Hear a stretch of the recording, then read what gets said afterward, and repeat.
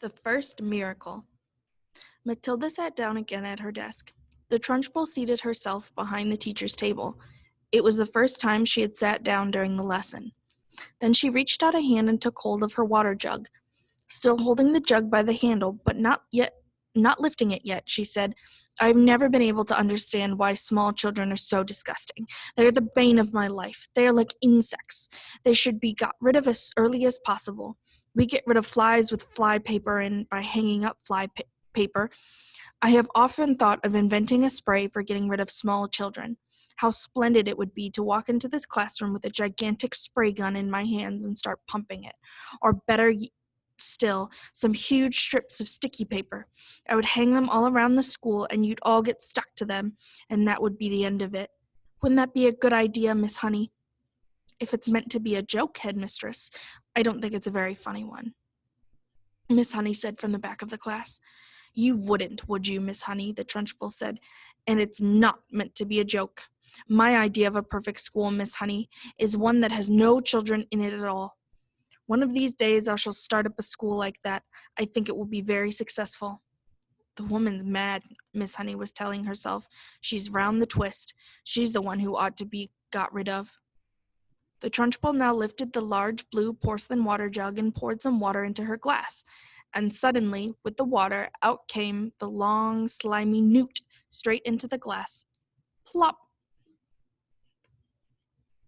The trunchbull let out a yell and leapt out of her chair as though a firecracker had gone off underneath her. And now the children also saw the long, thin, slimy, yellow-bellied lizard-like creature twisting and turning in the glass.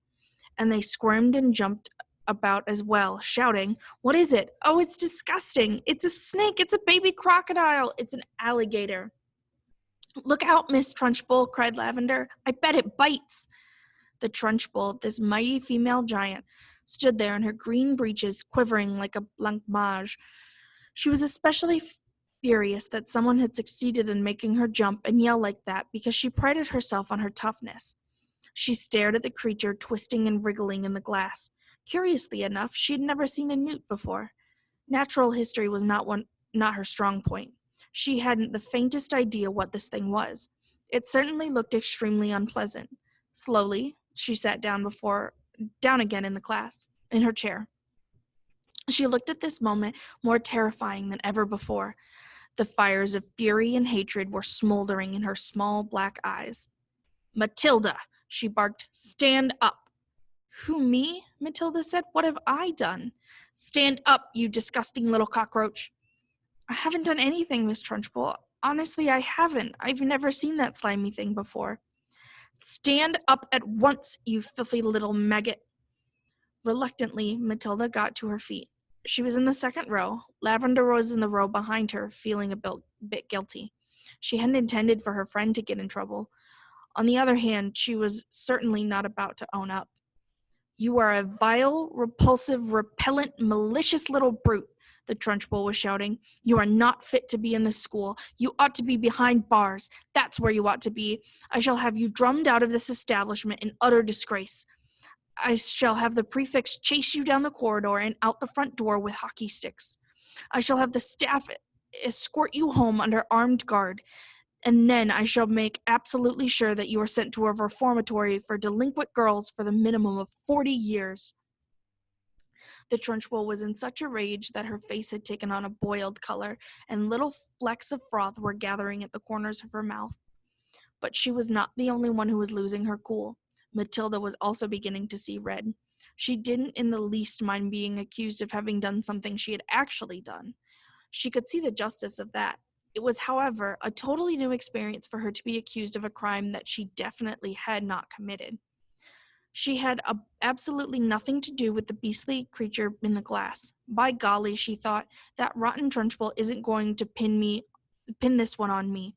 I did not do it, she screamed. "Oh, yes, you did," the trunchbull roared back. "Nobody else could have thought up a trick like that.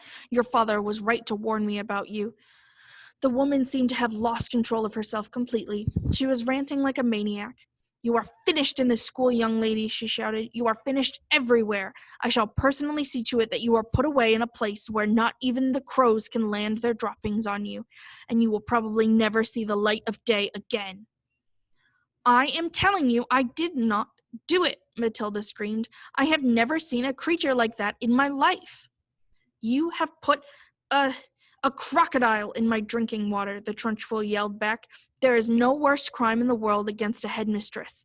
Now sit down and don't say a word. Go on, sit down at once. But I'm telling you, Matilda shouted, refusing to sit down.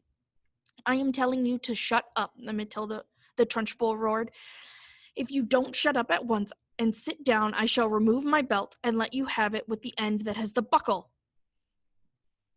Slowly, Matilda sat down. Oh, the rottenness of it all, the unfairness. How dare they expel her for something she hadn't done? Matilda felt herself getting angrier and angrier and angrier, so unbearably angry that something was bound to explode inside her very soon. The newt was still squirming in that tall glass of water. It looked horribly uncomfortable. The glass was not big enough for it. Matilda glared at the trunchbull. How she hated her. She glared at the glass with the newt in it. She longed to march up and grab the glass and tip the contents, newt and all, over the trunchbull's head. She trembled to think what the trunchbull would do to her if she did that. The trunchbull was sitting behind the teacher's desk, staring with a mixture of horror and fascination at the newt wriggling in the glass. Matilda's eyes were also riveted on the glass, and now, quite slowly, there began to creep over Matilda a most extraordinary and peculiar feeling. The feeling was mostly in the eyes, a kind of electricity that seemed to be gathering inside them. A sense of power was brewing in those eyes, a feeling of great strength was settling itself deep inside her eyes. But there was also another feeling, which was something else altogether, and which she could not understand. It was like flashes of lightning. Little waves of lightning seemed to be flashing out of her eyes. Her eyeballs were beginning to get hot, as though the vast energy was building up somewhere inside them. It was an amazing sensation. She kept her eyes steadily on the glass, and now the power was concentrating itself on one small part of each eye and growing stronger and stronger, and it felt as though millions of tiny little invisible arms with hands on them were shooting out of her eyes towards the glass she was staring at. Tip it, Matilda whispered. Tip it over. She saw the glass wobble. It actually tilted backwards a fraction of an inch, then righted itself again. She kept pushing at it with all those millions of invisible little arms and hands that were reaching out from her eyes, feeling the power that was flashing straight from the two black dots in the very centers of her eyeballs. Tip it, she whispered again. Tip it over. And once more the glass wobbled. She pushed harder still, willing her eyes to shoot out more power, and then, very, very slowly, so slowly she could hardly see it happening, the glass began to lean backwards, farther and farther and farther backwards, until it was balancing on just one edge of its base. And there it teetered for a few seconds before finally topping over and falling with a sharp tinkle on the desktop. The water in it and the squirming newt splashed out all over Miss Trunchbull's enormous bosom. The headmistress let out a yell that must have rattled every window pane in the building, and for a second time in the last 5 minutes she shot out of her chair like a rocket. The newt clutched desperately at the cotton smock where it covered the great chest, and there it clung with its little claw-like feet. The trunchbull looked down and saw it, and she bellowed even louder, and with a swipe of her hand she sent the creature flying across the classroom. It landed on the floor beside Lavender's desk, and quickly she ducked down and picked it up and put it in her pencil box for another time.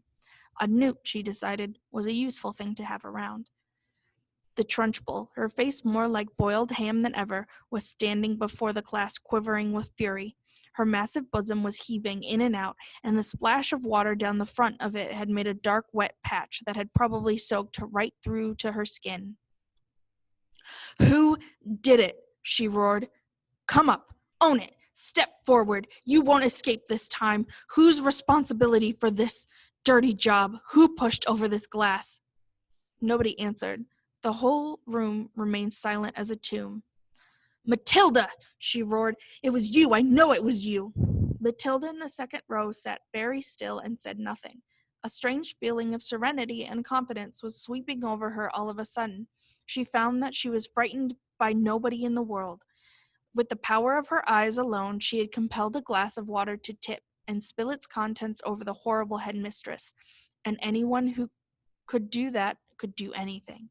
"Speak up, you clotted carbuncle," roared the trunchbull. "Admit that you did it." Matilda looked right back at the flashing eyes of this infuriated female giant and said with total calmness, "I have not moved away from my desk, Miss Trunchbull, since the lesson began. I can say no more." Suddenly, the entire class seemed to rise up against the headmistress.